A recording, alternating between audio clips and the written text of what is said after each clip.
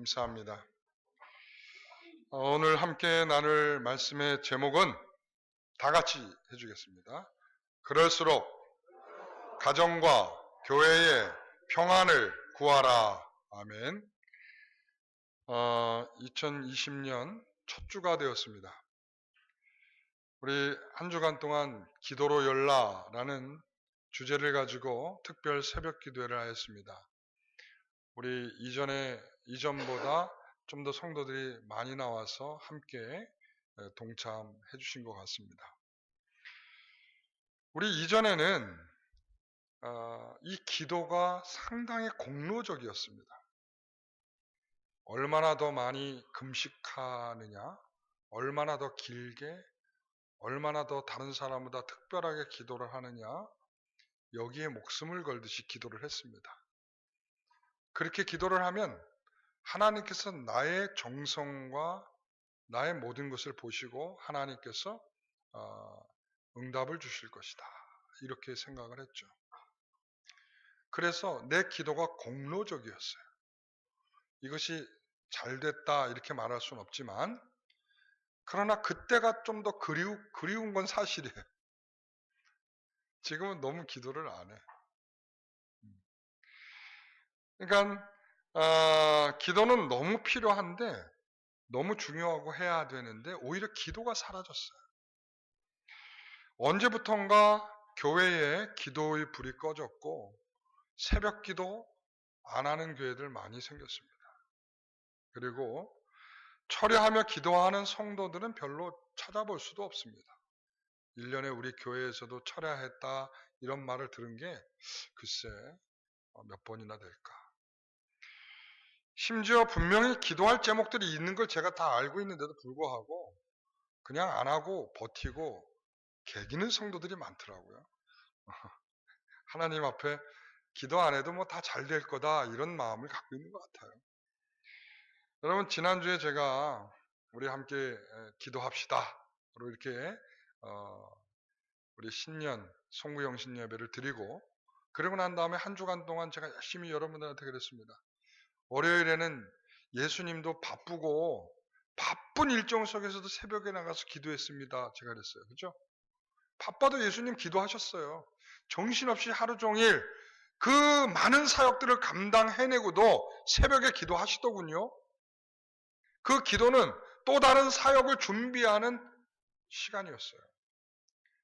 제가 예레미야를 통해서 그런 말씀 드렸어요. 부르짖어 기도해라. 그것은 하나님께서 회복하시는 방식이다. 하나님께서 회복하실 때 우리에게 기도를 통하여 회복하게 하신다. 이런 말씀 드렸어요. 예수님께서는 우리에게 채널을 맞추어 주님께 고정하여 하나님과 이 채널을 맞추어 고정하여 하나님과 깊은 교제를 할 수 있는 기도를 해라. 예수님께서 이방인처럼 외식하는 자처럼 기도하지 말고 주님께 채널을 맞추고 기도해라. 제가 금요 기도회 땐 이 말씀 가지고 뭐라고 그랬어요? 이 골방에서 주님께서 기다리고 계신다. 그러니까 골방에 기다리는 주님께 나아가 기도하라. 이것이 우리에게 회복하는 방식이다. 제가 말씀을 드렸어요. 금요일날 새벽에는 아브라함의 예를 들어드렸어요. 아브라함은 하나님 앞에 기도하면서 기도에 헌신을 한 사람이다. 기도한 대로 살려고 애를 썼다. 여러분, 기도한 대로 사는 것이 굉장히 중요합니다. 기도는 하고 자기는 전혀 다른 사람 산다면 그래서 응답이 없는 것 중에 하나예요. 기도하는데 우리 아이를 이삭을 결혼시키길 원합니다. 절대 가나안 여인은 안 됩니다. 이게 기도죠. 여러분, 그러고 나서 그가 이 늙은 종을 보내서 자기의 고향에 보내어 이 아내를 삼을 이삭, 며느리를 삼을 여자아이를 데려오게 하는 일을 기도하는 가운데 기도가 마치자마자 딱 나타난 게 바로 누구였어요? 그렇죠. 오늘 우리는 바로 그러한 가운데에 그런 말씀들을 나눴고요. 그리고는 토요일 날 새벽에 제가 뭐라고 그랬어요? 기도하기를 쉬는 죄를 범하지 말라. 여러분, 기도하는 것을 쉬어서는 안 됩니다. 여러분 누구든 다 은퇴합니다. 누구든 다 늙습니다. 그러나 기도는 은퇴하지 않는다라는 거예요. 사무엘은 이제 왕을 세우면서 모든 것을 이양하고 뒤로 물러서지만 기도하는 것만큼은 은퇴하지 않고 평생 내가 쉬지 않고 기도하겠다라고 결심하는 우리 사무엘의 모습을 우리가 함께 나누었습니다. 여러분, 우리가 이렇게 기도에 힘을 써야 하는 이유가 뭘까요? 그 이유는 그럴수록이 있기 때문에 그렇습니다. 그럴수록. 여러분, 그럴수록이 무슨 뜻일까요? 사랑하는 성도 여러분, 그럴수록이 무슨 뜻일까요? 그럴수록은 우리의 삶이 예측될 수 없는 삶을 살고 있다라는 것입니다. 그럴수록. 그리고 우리가 무엇인가 해보려고 정말 많이 노력해봤는데도 불구하고 뭐가 자꾸 막히더라 이거예요. 막혀. 여러분, 그럴수록 우리가 원하는 것은 아무것도 이루어지지 않더라. 그럴수록 우리가 걷고 걸어서 계속 광야를 걷고 있는 사람들이 있어요. 여러분, 언젠가 우리 성도가 지하 예배실에서 혼자 그냥 엉엉 울면서 기도를 하더라고요. 마음이 굉장히 힘들었던 것 같아요. 제가 거기를 이렇게 지나가다가 그 앞에 저도 모르게 문득 섰습니다. 근데 저에게 무슨 말이 들려오는 것 같아요. 하나님, 저는 왜 계속 이 광야에서 이렇게 걸어야 되나요? 하나님, 왜 이렇게 나는 벗어날 수 없이 계속적으로 이렇게 반복적으로 이런 상황에 계속 있어야 되나요? 그분이 이렇게 기도한 게 아니고 그분이 그냥 우는데 제 귀에는 그렇게 들려오더라고요. 하나님, 왜 저는 계속 광야를 걸어야 되나요? 왜 하나님, 저는 이런 일을 끊임없이 겪어야 하나요? 왜 나는 이렇게 힘들어야 되나요? 그럴수록 하나님께서 우리에게 기도하라는 것이겠죠. 여러분, 이스라엘 백성들을 광야를 걷게 하셨습니다. 왜 걷게 하셨을까요? 40년이나 걷게 하셨습니다. 왜 그들을 광야를 걷게 했을까요? 그들을 낮추시고 시험하사 하나님을 의지하는지 의지하지 않는지, 하나님 말씀을 지키는지 지키지 않는지, 그들은 이 광야를 지나면서 끊임없이 하나님이 주신 은혜와 더불어서 하나님을 의지하는 훈련을 받게 되는 것입니다. 여러분, 광야는 아무것도 없는 곳이에요. 우리 가보신 분들은 아시지만 광야에 뭐가 있겠어요?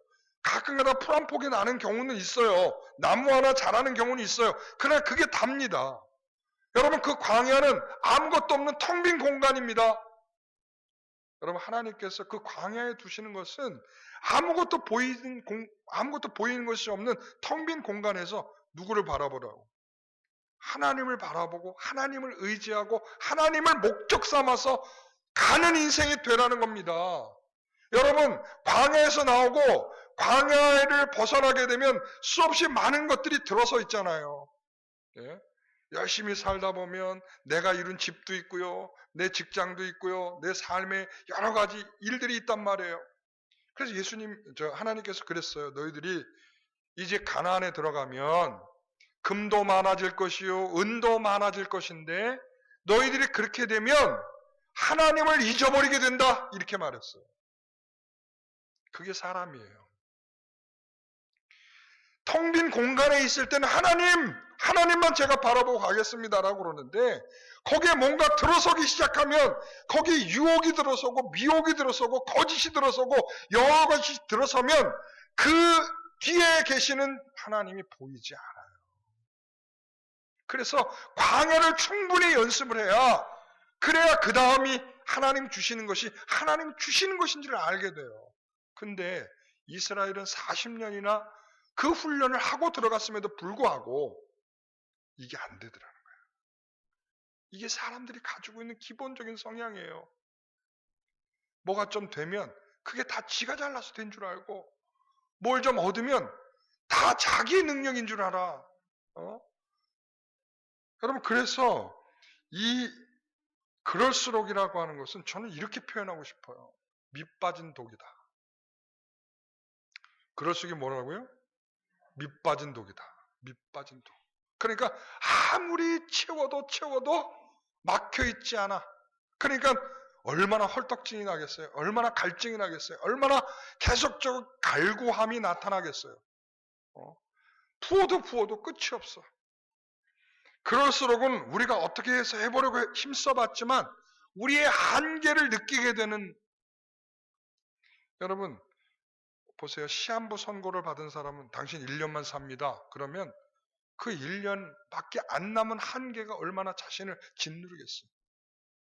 그럴수록 자기의 통장의 잔고가 다 사라지고 마이너스 통장 정도 써봐야, 자기의 한계를 한번 느껴봐야, 그렇구나. 제가 마이너스 통장 1000만 원짜리 쓰고 있잖아요. 그 정도는 써봐야 텅 빈 통장이 얼마나 빵빵한지를 알게 되는 거죠. 여러분 그 한계를 느껴야 하나님이 주신 것 감사하고, 하나님이 또한 비게 하시는 것도 감사하고, 하나님께서 채워주실 때 감사하게 되는 거죠. 그럴수록 기도해야 그 은혜가 주어지는 것입니다. 여러분 예레미야 2장 13절을 보면 너희들은 두 가지의 죄가 있다. 첫째는 생수의 근원 되시는 하나님을 너희들은 버렸다. 두 번째는 스스로 웅덩이를 팠는데 아무것도 채워질 수 없는, 그 물이 채워지지 않는 터지는 웅덩이다. 터지는 웅덩이. 제가 아까 그래서 밑 빠진 독이라고 그랬죠? 터진 독이에요. 아무리 채워도 물이 채워지지가 않아요. 여러분이 인생을 살고 있는데 자꾸 뭐가 쌓여져도 끝없이 뭐가 생기죠? 예? 앉으면 눕고 싶고, 누우면 자고 싶고, 자면은 편안히 천국 가고 싶나요? 여러분 이래서 터진 것이 회복돼야 되고 고쳐져야 생수를 담을 수 있다고요. 그래서 호세아 5장 4절에 보면 그들의 행위가 그들로 자기 하나님에게 돌아가지 못하게 한다. 그러니까 자기의 행위가 벼롯도 낯짝이 있죠. 내가 제멋대로 이제껏 살아왔는데 하나님께 돌아간다니요, 하나님께 기도한다니요, 이거 잘 안 된다. 제가요 원래 그런 사람이에요. 잘 안 돼요. 여러분 고쳐져야 됩니다. 원래 그런 사람 없습니다. 다 고쳐져야 됩니다. 여러분 터진 웅덩이로 계속 살면 계속 밑 빠진 독이 되는 것입니다. 오늘 하나님께 돌아가는 것은 우리가 스스로 예레미야가 3장 40절처럼 우리가 스스로 우리의 행위를 조사하고 내가 어떤 사람인가 확인하고 내가 하나님께로 돌아가야 합니다. 여러분 돌아가는 이 방법은 기도하는 것입니다. 여러분 기도할 때 주께로 돌아가게 되는 것입니다. 여러분 골방에서 주께서 뭐 한다고 그랬어요? 골방에서 기다리고 계신다 그랬어요.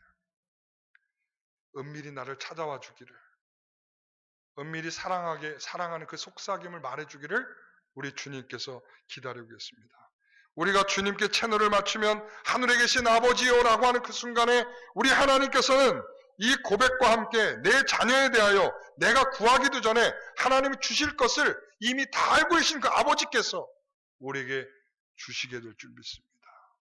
여러분 모든 순서는 우리의 영적인 회복에 있습니다. 우리가 영적으로 회복되지 않고 그 다음 것이 채워질 가능성은 0%입니다. 왜냐? 그것이 화약고가 될 것이기 때문에 그렇습니다. 오늘 우리가 돌아가야 할 주체는 누구입니까? 누가 돌아가야 합니까? 누가 돌아가야 할까요? 내가 돌아가야겠죠? 오늘 그래서 표현은 제가 이렇게 두 가지를 표현했습니다. 하나는 가정과 그리고 교회를 위하여 평안을 구하라. 이 가정과 교회가 하나님께 돌아가도록, 하나님 앞에 진정한 은혜의 자리로 돌아가도록, 진정으로 기도하여 회복할 수 있는 자리로 돌아가도록 위하여 기도해야 할 것입니다. 여러분 가정과 교회는 어떤 면에서 같은 표현일 수 있습니다. 가정은 가장 작은 단위의 교회입니다. 다시요. 가정은 뭐라고요? 네, 가장 작은 단위의 교회예요. 교회는 가정입니다. 가정은 교회입니다. 그래서 가정이 참된 주를 통하여 찬송이 되고 하나님의 말씀이 가정 안에 들려지고 그 하나님 앞에 기도하며 주의 뜻을 이루려고 하는 첫 번째 교회의 장소는 가정이어야 합니다. 가정이 회복되지 아니하고는 절대 교회의 회복은 없습니다. 여러분, 그래서 먼저 그걸 위해서 기도하셔야 됩니다. 여러분, 어젯밤에 지지고 볶고 싸우시고 나오신 분 없으세요, 오늘? 응? 여러분, 그러면 이 예배가 되시겠어요? 예? 악다구니를 쓰고 서로 막 싸우고 나왔는데 예배가 무슨 예배가 되겠어요?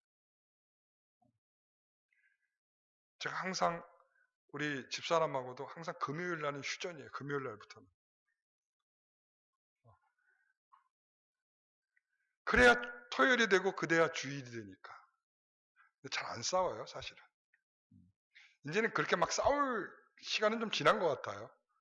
이제 한 25년 정도 사니까 이제 조금 이제 막 싸우며 살아가는 시기는 이제 지난 것 같아요.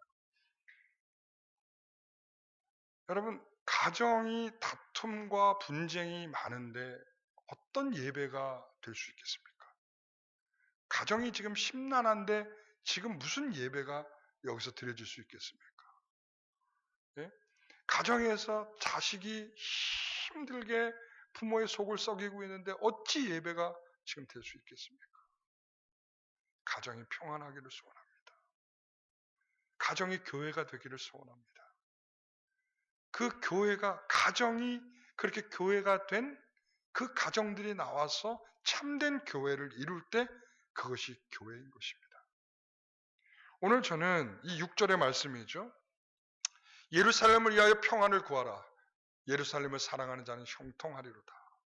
예루살렘은 여러분 무슨 뜻일까요? 예루살렘은 평화의 도시입니다. 평화의 도시, 평화의 성읍, 평화의 땅, 이렇게 얘기할 수 있어요. 그런데 재밌죠? 평화의 땅인데 평화를 구하래요. 평화의 성읍인데 평화를 구하랍니다. 평화의 성인데 평화를 구하랍니다. 이런 거죠. 사랑, 이름을 노사랑 이렇게 줬어요. 사랑인데 너 좀 사랑을 위해서 기도해라. 그렇죠? 근데 노사랑 하니까 별로 어감이 안 좋아요. 그렇죠? 노사랑. 사랑이 없다 이거잖아요. 근데 저는 그래도 우리 안 목사님에 비하면 잽도 안 돼요. 우리 안 목사님은 안사랑이잖아. 그렇죠? 안사랑. 근데 노사랑해도 조금 부정적인데 안사랑 그러니까, 그래서 우리 안 목사님도 아이를 질 때, 아이 이름을 지을 때 굉장히 힘들었을 거예요. 그러니까 생각해 보세요. 사랑인데 사랑을 위해서 기도해라. 예루살렘이 평안인데 평안을 위해서 기도하라. 이거 얼마나 웃기는 얘기예요. 그러니까 평안이 가장 있어야 될 평안의 장소가 평안이 깨졌단 말이죠. 예? 여러분, 가정이 그렇지 않습니까? 가장 평안해야 될 장소인데 가장 살벌한 장소야. 이거 문제가 심각하죠. 가장 정말 기쁘고 평안해야 될 장소인데 교회가 그래야 되는데 교회가 그렇지 못해. 이거 가장 문제가 심각한 거죠. 원래 사람의 모임은 그렇게 시끄럽고 원래 그런 거야. 그럴 수는 있지만 그러나 평안이 있어야 합니다. 여러분, 그래서 평안이 없는 가정은 가정의 교회가 아니고요. 평안이 없는 교회는 어찌 보면 교회가 아닌 것입니다. 사도행전 9장 31절의 말씀을 보면 이런 말씀, 그리하여 온 유대와 갈릴리와 사마리아 교회가 평안하여 어떻게 됐다고요? 든든히 서가고 주를 경외함과 성령의 위로로 진행하여 수가 더 많아지니라. 여러분, 이 온 유대와 갈릴리와 사마리아 교회가 평안하여 든든히 서가더라 이거죠. 평안해야 든든히 서간단 말이죠. 여러분, 이 평안은 뭐냐면, 이들의 평안은 뭘까요? 다른 말로 말하면 2장 4장에서 보게 되면 한마음이에요. 한마음. 그들이 한마음으로 기도했고 한마음으로 봉사했고 한마음으로 자기의 물질을 가져와서 모든 사람과 통용하고 한마음이란 말이죠. 이 한마음의 정신이 무너지지 아니하고 유대를 거쳐서 사마리아까지 올 때까지 교회는 그런 마음으로 평안하여 한 교회의 흐름을 이루고 있더라라는 것이죠. 그런데 그때 보니까 교회 수가 많아지더라. 여러분 혹시 우리 교회 수가 늘어나지 않는 것은 우리에게 평안이 없기 때문이 아닐까요? 우리 가정의 평안이 없고 우리의 삶의 평안이 없고 우리 교회 안에 평안이 부족하기 때문에 나타나는 일은 아닐까요? 여러분 가정을 사랑하십니까? 교회를 사랑하십니까? 그럼 뭘 하라고요? 평안을 구하라는 것입니다. 기도하라는 것입니다. 이것이 원칙이요 방식입니다. 여러분 그것이 평안이 있어야 되는데 이 평안을 구하는 자들에게 하나님께서 무엇을 주신다고 그래요? 자, 형통하게 하신다라고 하셨어요. 여러분 형통은 뭐예요? 여러분 좋아하는 단어죠. 만사 형통. 우리 그 온누리 달력 사장님이 저에게 그걸 써서 주셨는데 만사 형통 이렇게 써줬어요. 만사 형통 여러분 좋죠? 제일 좋아하는 단어일 수 있습니다. 여러분의 가정마다 만사 형통 써놓고 만사 형통을 비십시오. 대답이 없네요. 여러분 만사 형통이 좋은 것은 아닙니다. 여러분 형통이라는 것은 무슨 말이에요? 잘 된다 이런 뜻이죠. 여기에서 나오는 단어 형통이라고 하는 것이 실제로 히브리 단어는 여러분 살렘이 평안이에요. 마찬가지로 샬람 평안이에요. 샬와 평안이에요. 이 단어가 여기에 여러 차례 막 쓰여지고 있어요. 그러니까 뭐냐면 이 언어가 여기에 이 형통이라는 단어가 평안이라는 단어예요. 하나님께서 너희에게 평안을 구하냐? 이 구하는 자들, 이 사랑하는 자에게 뭘 준다? 평안을 준다는 거예요. 평안을 준다. 이 평안에는 이 평안과 뭐가 있냐면 번영이라는 말이 들어요. 그래서 형통이라는 말로도 번역이 되는 것입니다. 여러분 그런데 진정한 형통은 어떤 게 형통일까요? 잘 되는 게 그냥 형통일까요? 돈 잘 벌면 형통할 걸까요? 여러분 자녀들이 그냥 우리가 원하는 대로 다 잘 되면 형통한 것일까요? 여러분 집 원하는 대로 막 사고 여러분들 재산이 통장이 막 불어가면 형통한 것일까요? 대답이 안 나오시네요. 형통하는 건가요? 말도 내가 거꾸로 막 나오네. 여러분 요셉의 경우를 보시면 압니다. 하나님께서 정답을 주셨어요. 뭐가 형통이냐? 잘 되는 게 형통이다. 자, 그가 심었습니다. 씨를 뿌렸습니다. 씨를 뿌리는데 잘 되는 거야. 그런데 그때 하나님을 믿지 않던 사람도 이 모습을 보면서 뭐라고 그러냐면 하나님이 함께 하셔서 형통한 일이다 이렇게 보였어요. 형통은 하나님이 빠지고 형통할 수는 없습니다. 하나님이 있어야 하나님이 주시는 형통이어야 하나님이 주시는 평안이어야 하나님이 여러분에게 주시는 진정한 평안이 되는 것입니다. 사랑하는 성도 여러분, 가정과 교회에 하나님이 함께 계시는 평안이 있기를 소원합니다. 여기에서 이 형통은 6절 7절에 있는 말씀처럼 예루살렘을 사랑하는 자에게 형통할 것이며 7절에 내 성 안에는 평안이 있고 내 궁중에는 형통함이 있을지어다. 여러분 누가복음 1장 28절에 보면 평안할지어다 주께서 너와 함께 하시도다. 여러분 평안할지어다 주께서 너와 함께 할지어다.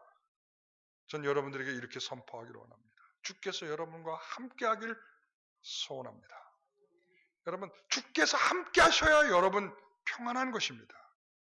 주께서 이것은 내가 너에게 주는 평안이다. 세상이 주는 평안이 아니라 내가 너희에게 주는 평안이다. 할렐루야. 여러분 그래서 예수님께서 나의 평안을 너에게 준다. 이렇게 요한복음 14장 27절에 표현하고 있어요. 이 평안은 그래서 이 평안을 이렇게 주시니까 자 보세요. 자 오늘 본문 말씀 7절, 8절, 9절 연이어서 읽어보겠습니다. 내 성 안에는 평안이 있고 내 궁중에는 형통함이 있을지어다. 내가 내 형제와 친구를 위하여 이제 말하느니 내 가운데에 평안이 있을지어다. 여호와 우리 하나님의 집을 위하여 내가 너를 위하여 복을 거리로다. 아멘. 여러분 이렇게 평안을 구하니까 예루살렘 평안을 위해서 구하니까 여러분 어떻게 된다고 말하고 있는 얘기예요. 자, 성 안에도 뭐가 있고요? 평안이 있고, 궁중 안에도 뭐가 있고요? 평안이 있고, 형제에게도 뭐가 있고요? 평안이 있고, 이웃에게도 뭐가 있고요? 평안이 있더라. 여러분, 저는 이렇게 생각합니다. 평안을 위해서 우리 예수님이 그러셨잖아요. 집에 들어가거든, 타인의 집에 들어가거든 뭐 하라고요? 평안을 위해서 기도하라. 평안을 빌라. 근데 만약에 그 사람이 받기에 합당하지 아니하면 그 평안이 누구에게 돌아올까요? 내게로 돌아오는 것입니다. 여러분, 이 놀라운 진리를 체험해 보셨습니까? 저는 정말 누군가가 저를 힘들게 해서 제가 열심히 그분의 평안을 위해서 기도했습니다. 하나님, 저 사람도 그럴 마음이 있어서 그런 것이겠습니까? 저 사람에게 평안을 주십시오. 저 사람의 마음을 하나님 헤아려 주십시오. 그래서 그렇게 그분을 위해서 기도했더니 어느 날 저에게 평안이 오더라고요. 아, 저 사람이 받을 만하지 못했구나. 저 사람이 안 받았구나. 여러분, 이 놀라운 진리를 경험해 보세요. 여러분, 예루살렘을 위해서 기도했더니, 예루살렘을 위해서 평안을 구했더니, 성 안에뿐만 아니라 궁전에뿐만 아니라 내 형제들뿐만 아니라 그리고 내 이웃에게까지 이 평안이 하나님께서 응답으로 주시더라. 놀라운 일 아닙니까? 여러분, 이기적으로 사시지 마세요. 평안은 남을 위해서 기도하세요. 여러분, 평안은 여러분의 가정뿐만 아니라 교회를 위해서 기도하세요. 여러분, 이웃에 있는 사람들을 위해서 평안을 기도하세요. 여러분, 그렇게 여러 평안을 구하다 보면 받지 않는 거 여러분에게 다 올 겁니다. 예, 그거 다 여러분의 거예요. 여러분, 스스로 평안을 구하기보다 다른 사람의 평안을 위해서 기도하십시오. 오늘 우리는 그럴 때에 하나님께서 우리와 함께 하시는 놀라운 평안의 은혜를 주실 것입니다. 여러분, 여기서 주의할 것. 항상 여기에서 이 평안을 구할 때에 여러분, 우리는 이런 생각을 해요. 하나님께 기도하면 하나님께서 다 알아서 하시겠지. 물론 그렇습니다. 그런데 기도는 우리의 헌신을 동시에 요구하는 것입니다. 여러분, 잘 생각해 보세요. 혹시 가정의 평안을 기도하기 전에 그 가정에서 평안을 깨고 있는 요소가 내게 있지 않는지. 여러분, 교회에서 평안을 위해서 기도하기 전에 그 평안을 깨고 있는 것이 바로 나는 아닌지, 나에게 뭐가 있지는 않는지. 여러분, 이웃과 평안하지 못한 이유가 혹시 내게 있지 않은지를 여러분 먼저 그거부터 찾아내셔야 합니다. 여러분, 저는 그렇게 생각해요. 이것이 얼마나 큰 죄악인지 모릅니다. 여러분, 평안을 구하지 않는 것도 죄악입니다. 그리고 평안을 깨고 있는 것 엄청난 죄악입니다. 그리고 또한 그 평안을 여러분을 위해서 힘쓰지 않는 것, 이것도 죄악입니다. 여러분, 그래서 오늘 본문의 말씀을 통해서 우리가 마지막 결론이 이겁니다. 에베소서 4장 3절 말씀. 평안에 매는 줄로 성령이 하나 되게 하신 것을 힘써 뭐 하라고? 다시 한번 뭐 하라고요? 거기 앞에 있는 것까지 힘써 지키라. 여러분, 그냥 지키는 게 아니라 힘써 지키라. 평안에 매는 줄로 성령이 하나 되게 하신 것을 어떻게 하라고요? 힘써 지키라는 거예요. 여러분, 평안을 힘써 지켜야 합니다. 그래야 평안이 이루어지는 거예요. 여러분, 내가 이걸 꽉 깨물고 참아야 평안이 오는 겁니다. 여러분, 그거 아니에요? 맞죠? 이것이 팍 풀어져 나오는 순간 평안은 깨지는 거예요. 예. 그렇기 때문에 꽉 깨물고 이것을 참으려고 힘쓸 때에 평안이 찾아오는 것입니다. 여러분, 그래서 나는 원래 생긴 게 이래. 이거 안 된다고요. 꽉 참아내셔야 돼요. 네. 여러분, 두 번째, 하나 더. 고린도전서 1장 10절 말씀. 형제들아, 내가 우리 주 예수 그리스도의 이름으로 너희를 권하노니 모두가 같은 말을 하고 너희 가운데 분쟁이 없이 같은 마음과 같은 뜻으로 온전히 합하라. 와, 이거 정말 어려운 거예요. 분쟁이 없이 같은 마음과 같은 뜻으로 온전히 합하라. 여러분, 이게 얼마나 힘든 건지 아시죠? 여러분, 항상 우리가 가족 중에서 우리가 짜장면 시켜 먹자 그러면은 다 짜장면 안 나오잖아요. 예? 나는 짬뽕, 나는 볶음밥 이렇게 나오잖아요. 우리가 교회에서도 그렇잖아요. 카레밥을 하면 아우 난 카레밥 싫은데, 짜장밥 하면 나 짜장밥 싫은데 있죠. 그리고 콩나물밥을 하면 나는 거기다 고기 넣으면 싫은데, 아유 참 복잡하고 다단해요. 그런 사람들이 모여서 지금 교회를 이루고 있는 거예요. 여러분 이것도 이해하셔야 돼요. 그렇기 때문에 고기가 들어가 있으면 아우 나 싫지만, 싫은 대가 나오면 안 되고, 싫지만 속으로만 싫지만 내가 그냥 먹자. 짜장이나 내가 짜장이 싫으면 싫은데 하지 말고 그냥 그래 다음에는 카레 주실 줄 믿고 먹는 거죠. 여러분 이래야 평안이 지켜지는 것입니다. 평안은 주님께 기도해서 주님께만 다 맡겨드리고 나면 우리는 아무것도 안 해도 되는 것이 아니에요. 저는 기도는요, 여러분 열심히 우리가 감당해낼 몫이 있는 거예요. 제가 말씀드렸잖아요. 우리가 아브라함이 하나님 이방 여인은 안 얻겠, 가나안 여인은 안 얻겠습니다 하면 가나안 여인과 결혼을 안 시킬 각오를 해야, 그래야 고향에 있는 그 여인들을 데려올 수 있는 거죠.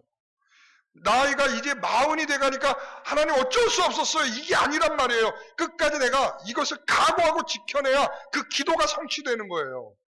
여러분 기도를 위해서 난 기도했으니까 됐다가 아니라 그 기도를 지켜내려고 힘쓰는 믿음이 필요한 것입니다. 오늘 사랑하는 성도 여러분, 그럴수록 가정과 교회의 평안을 구하라. 그러기 위해서 가정과 교회에 정말 헌신적인 평안을 지켜내는 성도들이 다 되시기를 소원합니다. 기도하겠습니다.